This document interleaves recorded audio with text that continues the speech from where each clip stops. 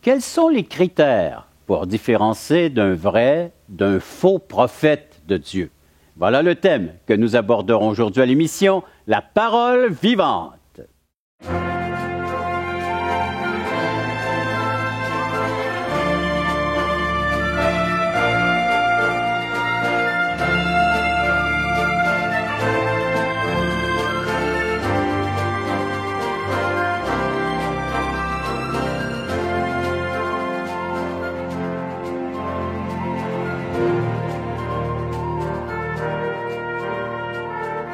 Mesdames, Messieurs, bonjour, bienvenue à l'émission La Parole vivante.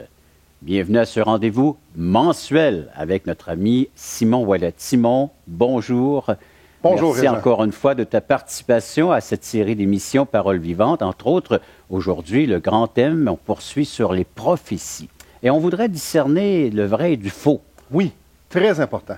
Disons, Régent, si quelqu'un te prédisait 20 choses pour la semaine prochaine, 20 choses qui vont t'arriver, des choses aussi précises que tu vas avoir un accrochage avec une Toyota Camry 1998 qui est rayé du côté droit. Ah, c'est le taux de mon patron, ça? Ouais.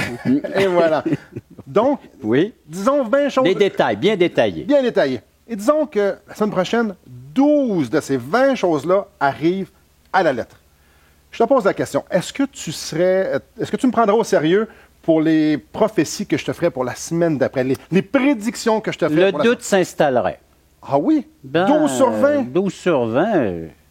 Imagine. Le pourcentage est là, mais quand même, il Il y a une marge d'erreur. en manque. Il y a un manque là, de Maintenant, marge d'erreur. Comme si je te présente un livre Oui.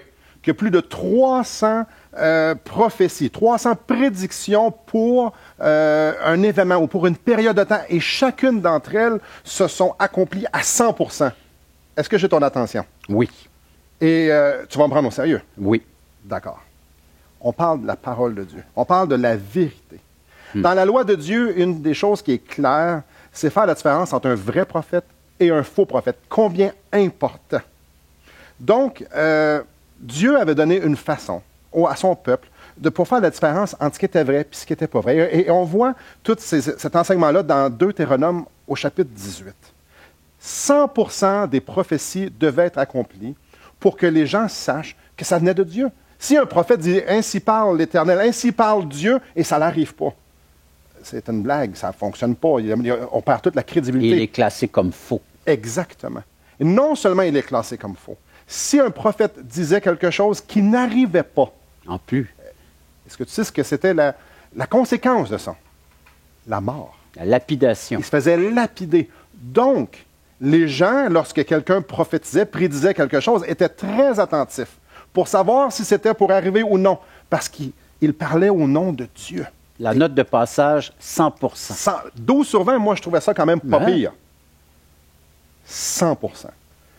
Quand Dieu a dit, je vais vous parler, et je veux que ce que je dise soit parfaitement transmise. Je ne veux pas qu'il y ait d'altération. Je ne veux pas qu'il y ait quelqu'un qui va dire, mais moi, je pense que je vais rajouter ça. Un prophète n'avait pas cette liberté-là. Quand ça n'arrivait pas, ça ne fonctionnait pas. J'aimerais qu'on puisse faire un exercice ensemble aujourd'hui. J'aimerais ça qu'on regarde justement ces 300 prophéties. On ne les regardera pas toute la Les gang. 300. Non.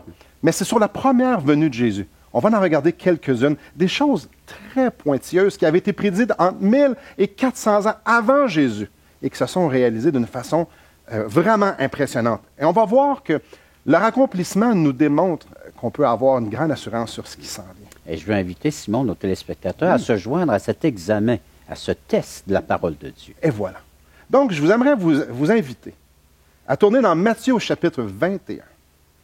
Matthieu 21. Matthieu 21. Moi, je vais lire dans Zacharie. Zacharie est un prophète de l'Ancien Testament qui parle de Jésus.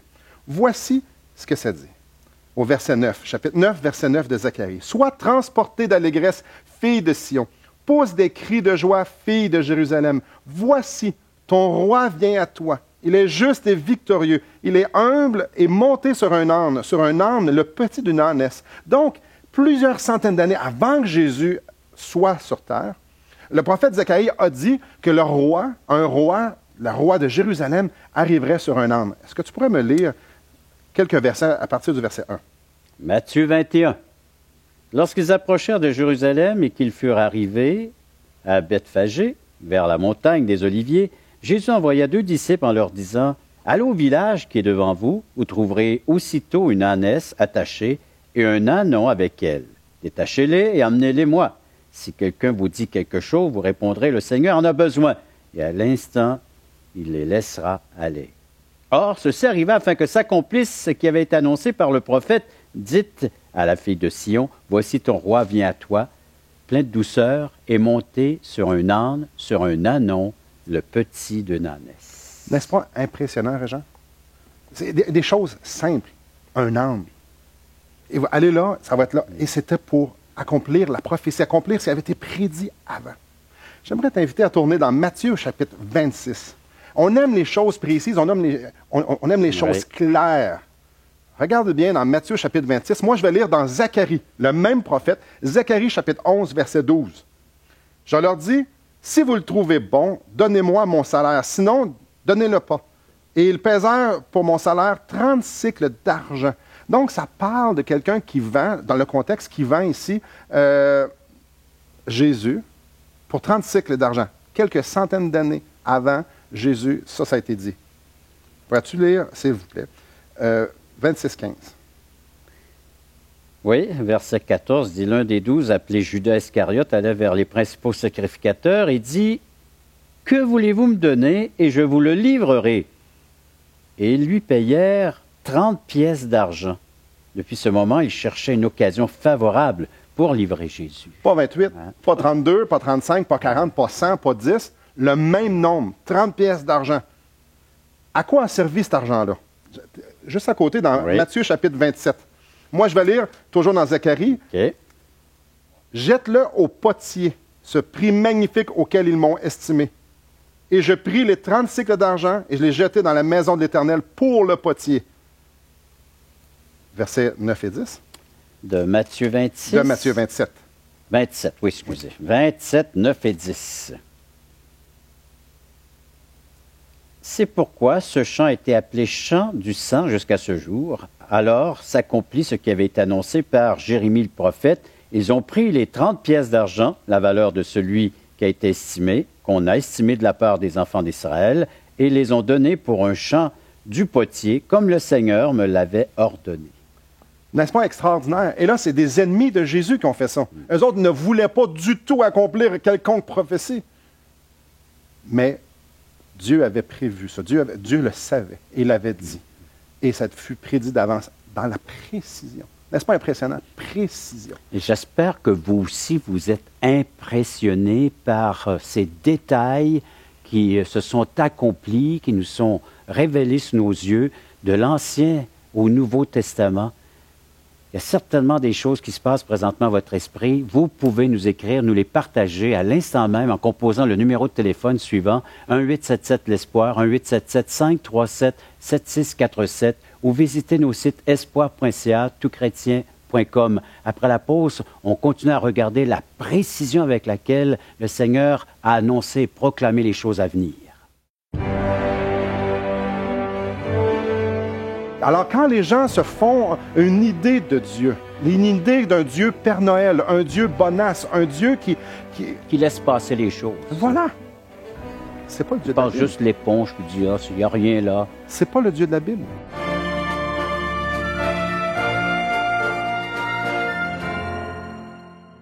Assistez à un merveilleux déjeuner de l'espoir dans votre région.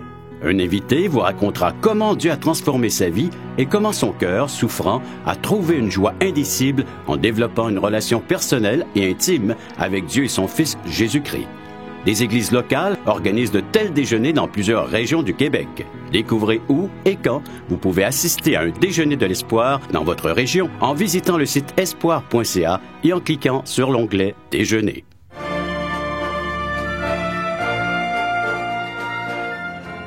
Nous regardons ensemble comment les récits sont détaillés, aussi bien sortant de la bouche même du prophète dans l'Ancien Testament et leur réalisation que nous avons dans les évangiles du Nouveau Testament. Il y a d'autres détails qu'on peut voir. Absolument. Tourne avec moi, je te prie, dans Jean, chapitre 19, verset 34. Encore une fois, il va y avoir des détails qui vont nous être révélés, qui sont très surprenants. Mais en fait, ce n'est pas si surprenant parce que c'est Dieu qui les donne. Donc, lui, il le savait. Moi, je vais lire dans le psaume 22 au verset 17. « Car des chiens m'environnent, une bande de scélérats rôde autour de moi.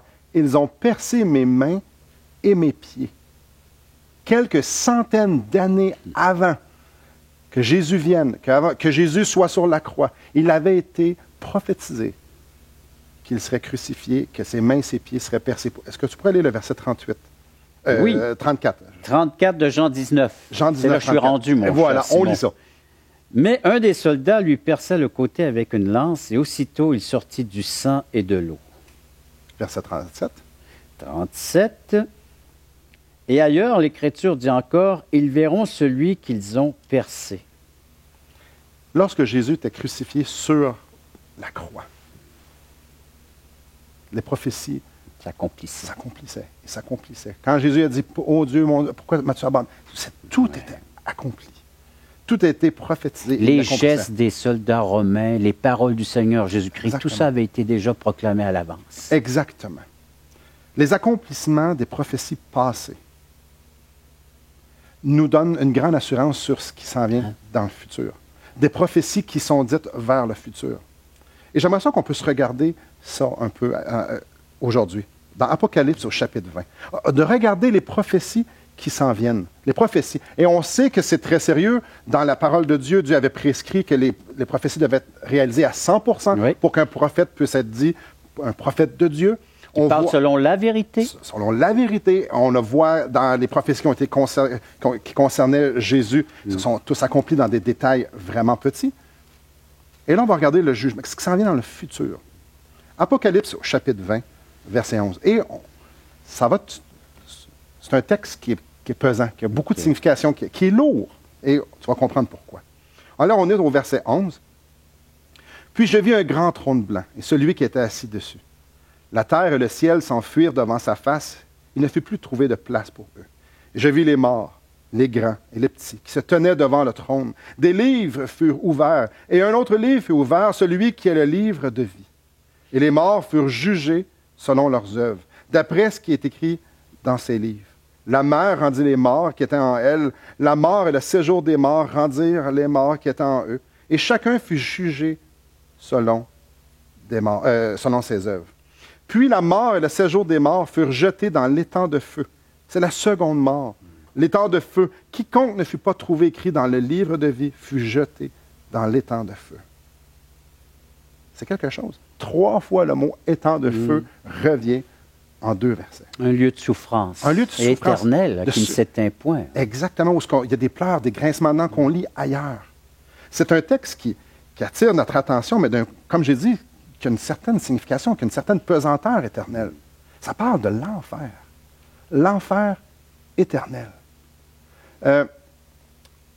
Pourquoi l'enfer? Oui. N'est-ce pas impressionnant qu'il y a un enfer? Parce qu'il y a beaucoup de gens qui, lorsqu'on parle de Dieu, lorsqu'on parle de l'enfer, les gens vont dire « Oui, mais Dieu, il n'est pas comme ça. Dieu, c'est pas un Dieu vengeur. Dieu, c'est pas un Dieu de colère. Dieu, c'est pas un Dieu de jugement. Dieu, c'est un Dieu d'amour. » Beaucoup de gens, j'entends souvent ça, oui, là, tu me parles de l'enfer, mais non, moi, Dieu... Mais pourtant, la Bible nous ramène que le Dieu de la Bible est un Dieu juste. Alors, quand les gens se font une idée de Dieu, une idée d'un Dieu Père Noël, un Dieu bonasse, un Dieu qui Qui laisse passer les choses. voilà. C'est pas le Dieu Il de la passe Bible. juste l'éponge, puis dit, il n'y a rien là. C'est pas le Dieu de la Bible. Comme j'ai dit, le Dieu de la Bible est juste. Et même nous, on s'attend à ce qu'il y ait autre chose que juste passer l'éponge. Et voilà. Si on veut juste penser à Hitler, c'est 6 millions de Juifs. Il a fait tuer 6 millions de Juifs. Est-ce qu'on serait content que lui, à cause que Dieu est bon, tu peux rentrer dans mon ciel? Non, on veut qu'il y ait On justice. crierait à l'injustice. Les terroristes qu'on voit dernièrement et tout ça, est-ce qu'on veut qu'eux autres rentrent au ciel? Je sais bien, là, mais t'as fait du bon aussi. Donc, rentre au ciel. Juste entre nous, les sentences bonbons. Là. Il y en a au Québec de ça. Oui. Ça vient nous chercher, ça vient parce qu'on veut de la justice. Mais on ne veut pas nous se faire juger.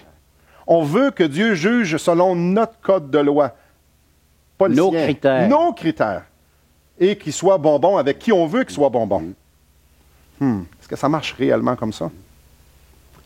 Après la pause, on va poursuivre cet enseignement concernant le juste jugement de Dieu.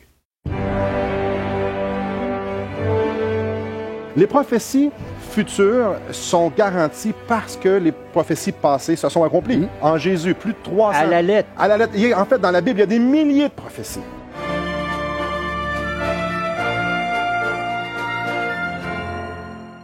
Voulez-vous combler le vide dans votre âme? Avez-vous soif d'une sérénité intérieure? La souffrance de votre cœur vous lasse-t-elle? Appelez dès maintenant pour recevoir gratuitement un évangile de Jean pour connaître l'amour de Dieu, un Nouveau Testament pour trouver des réponses à plusieurs de vos questions, le livre Destination finale pour comprendre la nécessité du salut et finalement la Bible et le salut qui nous explique comment recevoir Jésus. Contactez-nous à espoir.ca ou composez 1-877 l'Espoir.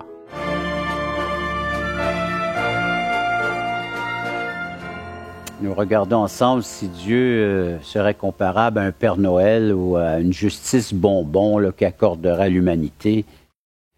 On est loin de cela. Là. Et ça ne nous tente pas. Parce qu'on veut que les coupables soient condamnés. Comme on a dit, moi, je ne veux pas être coupable, par exemple. Nous, on veut que Dieu juge, mais selon notre code de valeur, selon nos lois morales, pas les siennes. Pourquoi Dieu va juger? La raison est simple, parce que nous sommes coupables, selon sa loi à lui. Et Dieu nous a laissé, la plupart des gens au Québec, en Amérique du Nord, connaissent les 10 commandements, ou ils savent qu'il y a 10 commandements. Du moins, on a une conscience que Dieu a déjà mis dans chaque être humain. Voilà, des lois morales, oui. Le bien et le mal. Et que Dieu nous dit, si vous faites ça, vous êtes parfait. Donc, j'aimerais faire un petit test avec toi. Oui. Régent, as-tu déjà menti? Est-ce qu'il faut vraiment que je te montre là-dessus? Je vais prendre ta réponse comme un oui. Oui. Ça, c'est un des commandements. Est-ce que ça t'est déjà arrivé à un moment donné dans ta vie que tu as aimé quelque chose plus que Dieu ou une personne plus que Dieu? Tu vas commencer à me faire avoir chaud, hein? Il faut que je passe tout le test, les 10 commandements. Non. Je pensais que lorsqu'on avait échoué un, c'était contre toute la loi qu'on avait échoué. Jacques parle de ça. Oui. En effet. La raison pourquoi il va y avoir des jugements, c'est parce que nous sommes coupables. Nous sommes coupables, et pas juste une fois. Et ce test que tu m'as fait subir, on pourrait le faire passer à tous et chacun. Absolument. Et les gens peuvent même aller voir pour eux-mêmes dans Exode au chapitre 20. Les 10 commandements sont là. Est-ce que tu as déjà pris le nom de Dieu en vain? Rarement, mais oui. Je dois dire oui, je dois avouer. Hein? Dans ma jeunesse, souvent. Mais c'est pas parce que ça fait 25 ans que je l'ai moins fait. Un meurtre que j'aurais fait il y a 25 ans, est-ce que je suis encore un meurtrier? Oui, je suis encore un meurtrier. Donc, nous sommes coupables. Et en parlant de meurtre, tu sais que le Seigneur a rajouté à la lumière du Nouveau Testament, c'est avoir des paroles blessantes envers un frère. C'est comme si on le tuait. Hein? Avoir ça en dedans de nous. De la haine. Donc, nous sommes coupables de bien des façons, à maintes et maintes reprises. Nous sommes coupables contre la loi de Dieu. Sa loi. Certaines personnes vont dire, mais moi, je suis une bonne personne. Ouais. Moi, je pense que j'ai fait assez de bien. Moi, j'aime ça des moi, je pense. Oui. Moi, je pense que... Ouais. Mais qu'est-ce que Dieu en pense? Selon sa loi à lui. Et chacun doit s'examiner. Moi, face à la loi de Dieu, est-ce que je suis coupable ou je ne suis pas coupable? Donc, ce n'est plus ce que je pense ou ce que les autres de mon entourage peuvent penser, mais ce que Dieu pense et dit. C'est pourquoi, dans Romains 3, au chapitre 23, ça nous dit, car tous ont péché. Ça, c'est tous.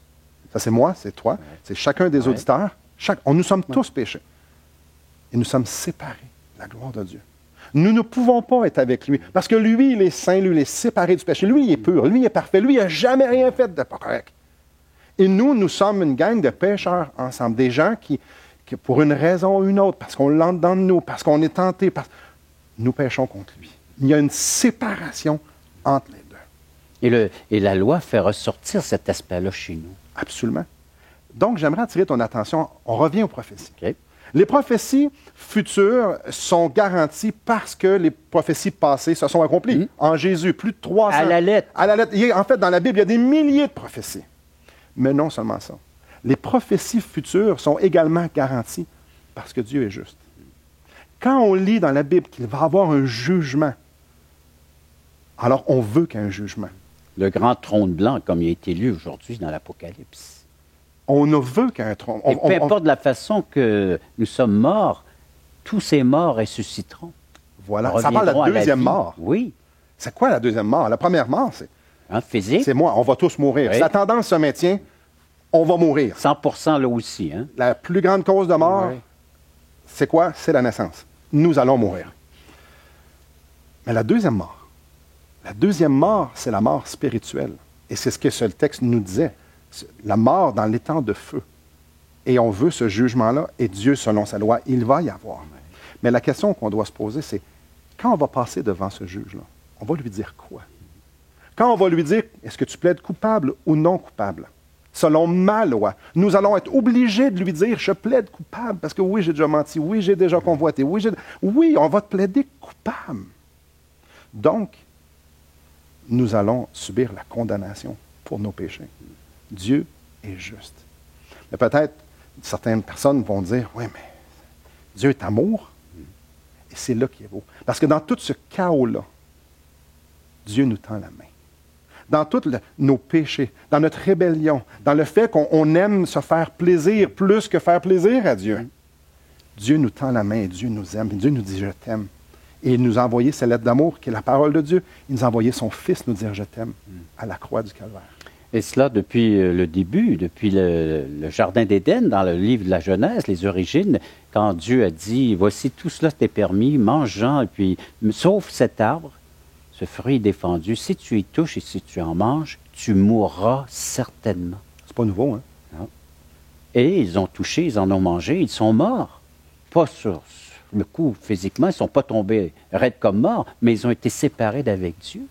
Et Cette voilà. mort spirituelle. Ils ont été obligés d'être chassés du jardin parce Oui. qu'ils ne pouvaient plus être en communion proche avec Dieu. Il y avait quelque chose en eux qui était mort. Donc la déclaration de Dieu était solennelle et vraie.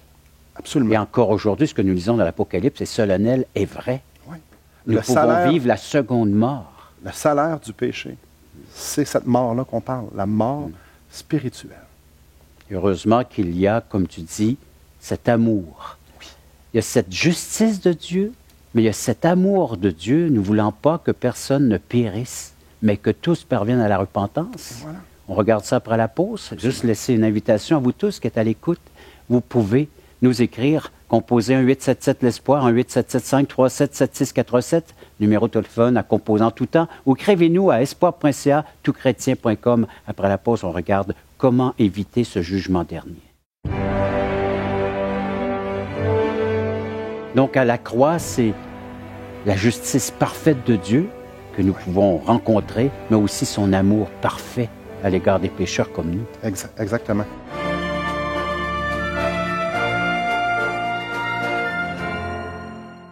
Espoirpourlecoeur.org aborde des problèmes que tous peuvent rencontrer un jour. Solitude, culpabilité, manipulation, rébellion et adultère. Chaque problème est clairement défini avec ses symptômes et ses caractéristiques. Des pistes de solutions sont données. Le but du site espoirpourlecoeur.org est d'encourager les chrétiens à s'entraider. Pour participer à l'une de nos conférences, consultez notre site espoirpourlecoeur.org.